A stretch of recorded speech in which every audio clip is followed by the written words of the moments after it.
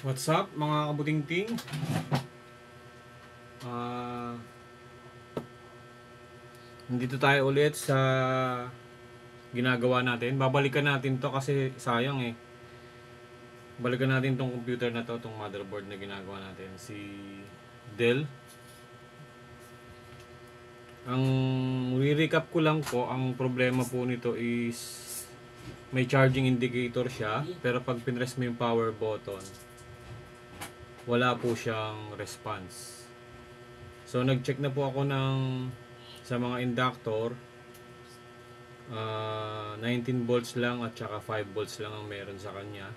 Then nag-research ako nito kung meron po siyang schematic and board view, but wala po akong nakitang board view nito para po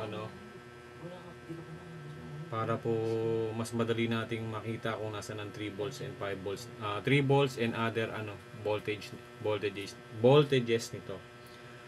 So ngayon, nag-decide akong balikan natin kasi sayang, baka po mabuhay natin. So ito po yung part 2 ng ng repair. So check po natin ulit.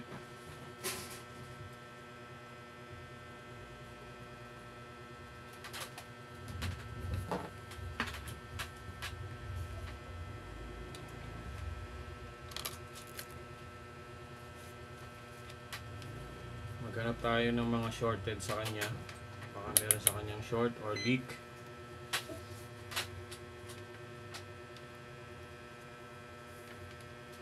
Kita po ba? Ayan. So try po tayong mag diode mode.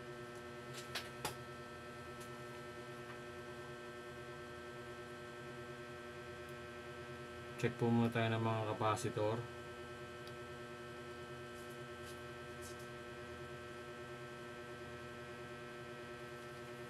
So check po natin itong mga capacitor na to.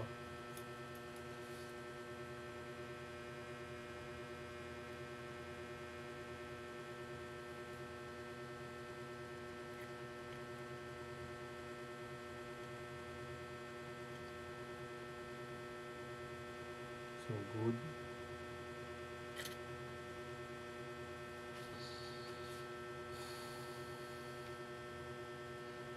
Kailangan lang po natin ng tiyaga dito para makita natin.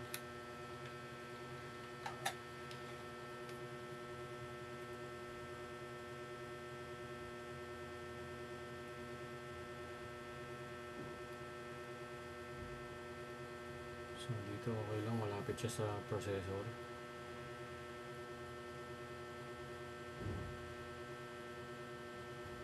Lumalabas na naman yung mga link na mag-iingat ka mag-click ng link ha. May Jollibee na naman Christmas gift. Tsaka yung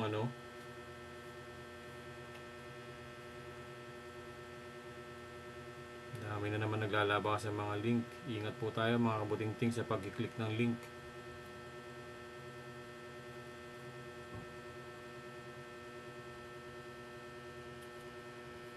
Respect tayo.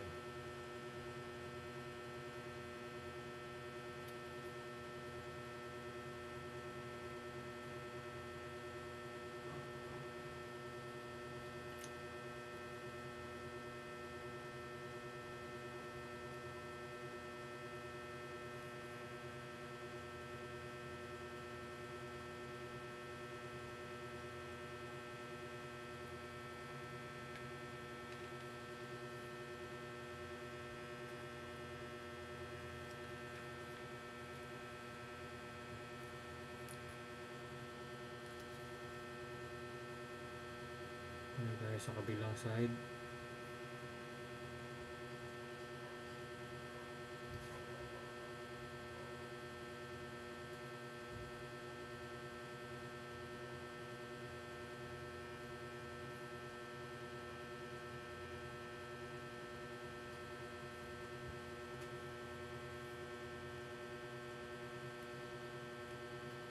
Baba dito. 77.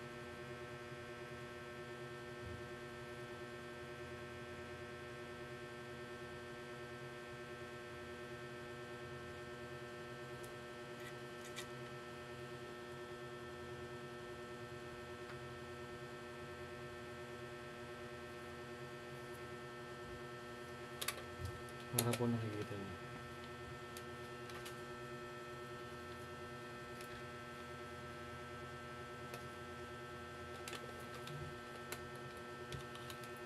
Makita yung reading. Ay, hindi nakikita. Hindi nakikita yung reading. Ayan.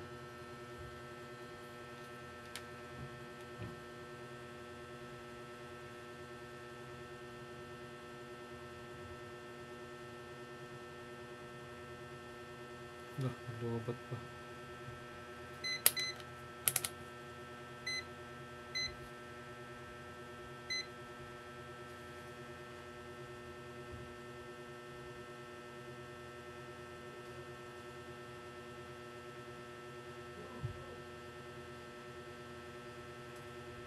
Ikaw ba pupunta kay Sam? Nakarecord ako. Ay. Relax ka lang. Teka, nakala ko. Relax ka lang, nakarecord ako. Di ba nakita nagsasalita ako mag-isa? Kala ko tapos ka na eh.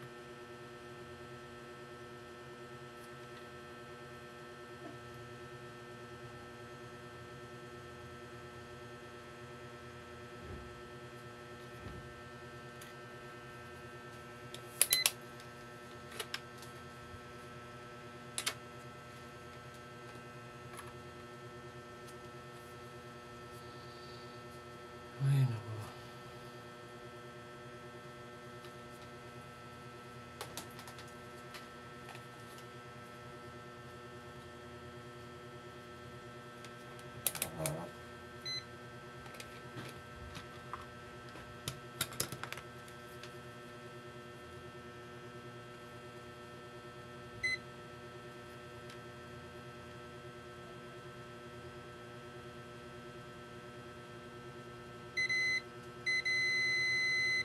Yun, meron tayo rito nakita ng isa.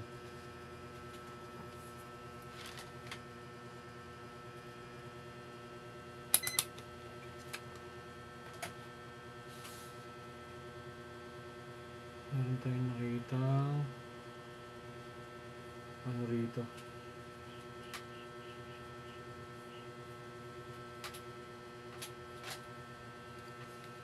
Meron tayong nakita ang shorted na capacitor. Try natin tanggalin.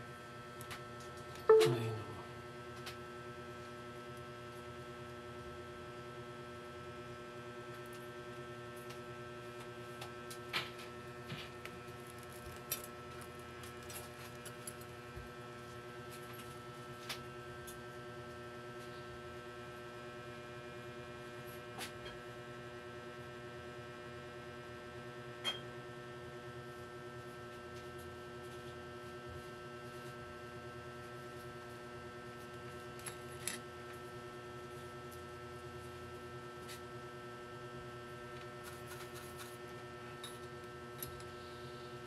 Ay. Mahirap po talaga mag-repair ng board. Unang-una sa dami po niya, no? Ang dami po niyang kailangan i-check mo para malaman mo kung meron tayong shorted na pyesa, leak na pyesa. So, di natin alam kung alin dyan yung may problema. Kung yun yung dahilan bakit hindi siya nabubuhay. So, kailangan talaga matyaga.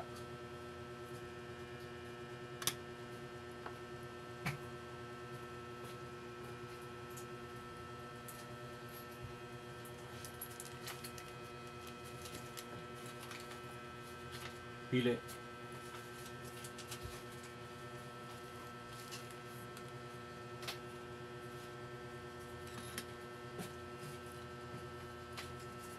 Try natin tanggalin ito.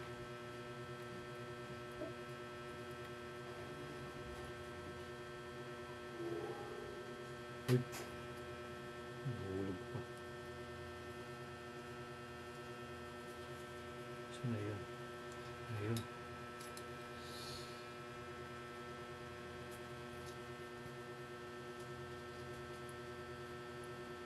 Ito yung shorted sa kanya. Try natin siyang i-test.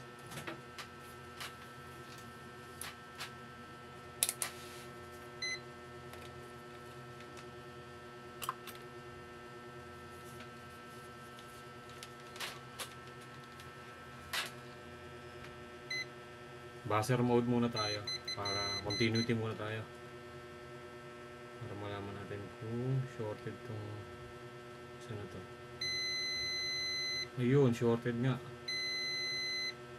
siya mga kabuting-ting. Balik na lang natin. Shorted. Sana ito na yun. Diode mode tayo, diode mode. Ayun, 0 Yan, check nyo po dito sa ating tester. Pag 0 po yan, shorted po yan. So 0 balik rin natin sa kabilang side. 0 din. Try natin sa ohms mode. 0 din sa kabilang side.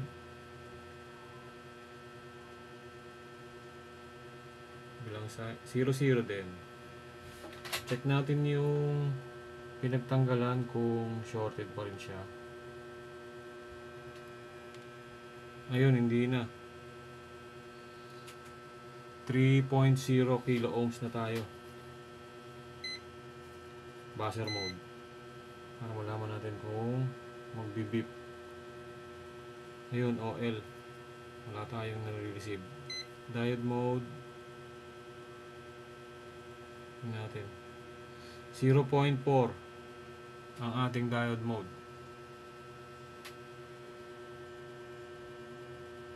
0.4. So yun, mga kabuting-ting, sana ito lang yung problema natin.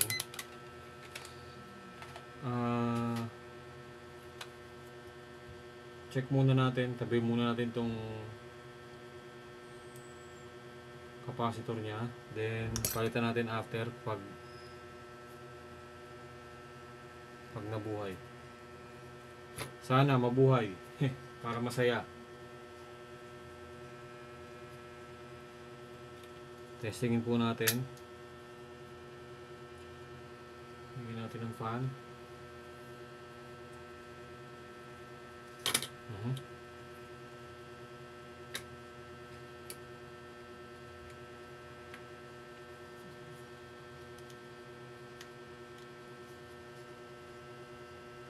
Natin ng fan para safe.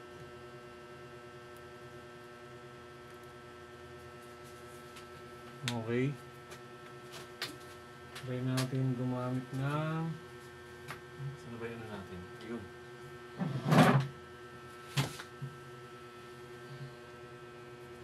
Gamit tayo nito.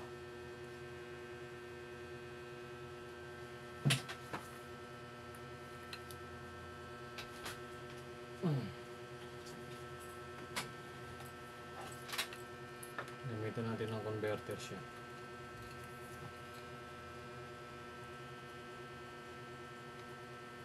Try lang muna natin kung mabubuhay.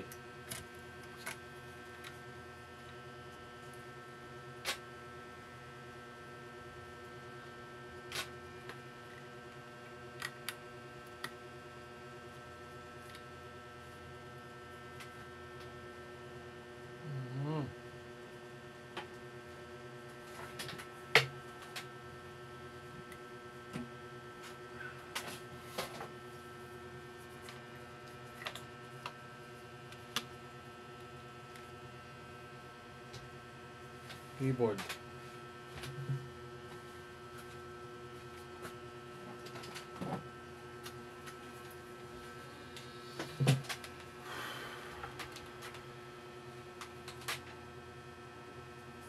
Gamit tayo ng keyboard.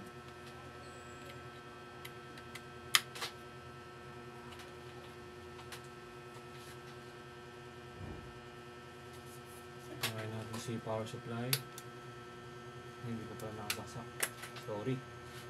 Hindi nakasaksak ang ating power supply.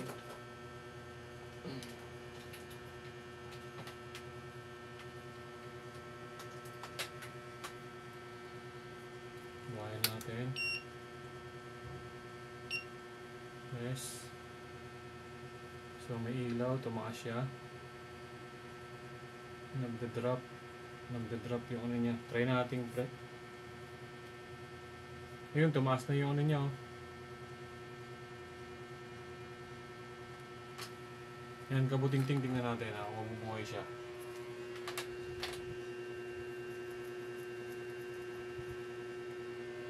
Tumaas na yung amperahe niya, ayun. Ay, hindi pala nakasaksak yung ating, sorry, hindi nakasaksak yung monitor natin. Mukhang buhay na siya, na-excite ako ah. Saksak muna natin yung ating monitor, kabuting-ting ha.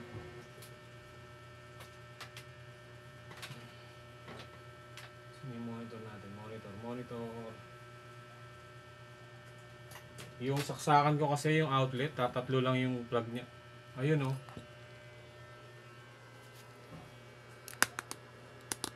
Tingnan natin kay monitor kung may lumalabas. Wala pa. So, try muna natin press power button niya. Yan.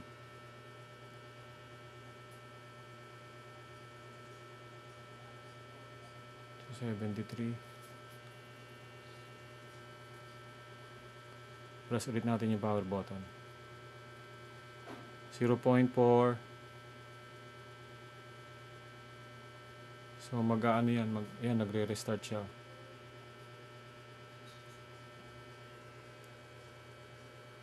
Mukhang bubukas ah. Ayun, bumukas nga. Bumukas nga siya, kabuting-ting. So ayan, nabuhay siya. Nabuhay natin. Ayan, meron tayong si 0.3400 na ampere. 0.3 ampere. So nabuhay natin, mga kabuting-ting, yung ating nire-repair.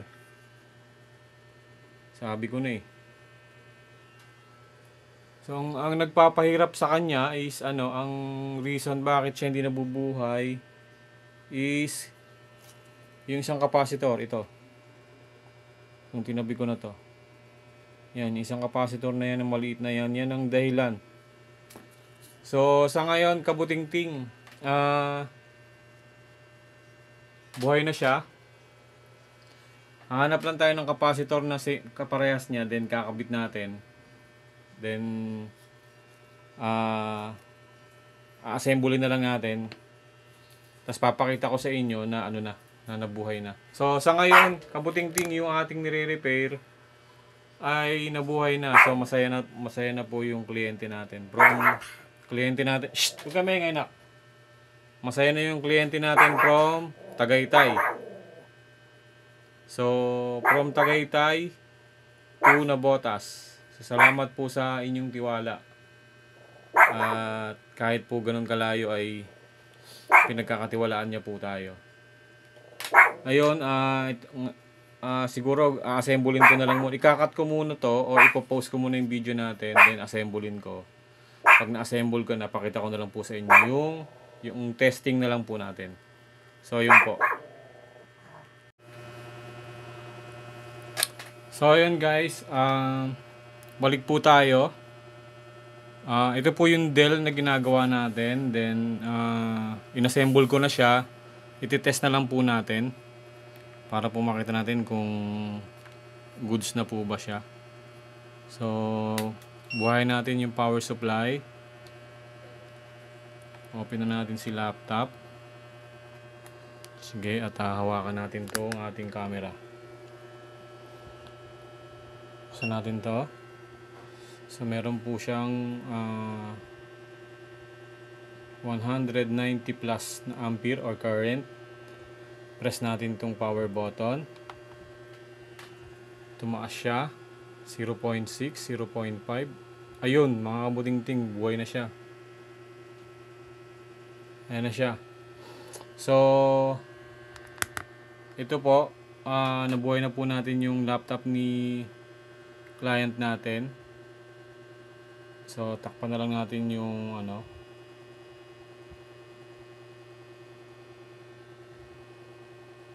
yan po siya, yung ating laptop. So, buhay na po siya.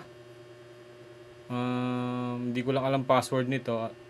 Ang most important thing is nabuhay na po natin yung laptop natin. So ano po siya, Chromebook, then Core i5, makinis pa yung laptop.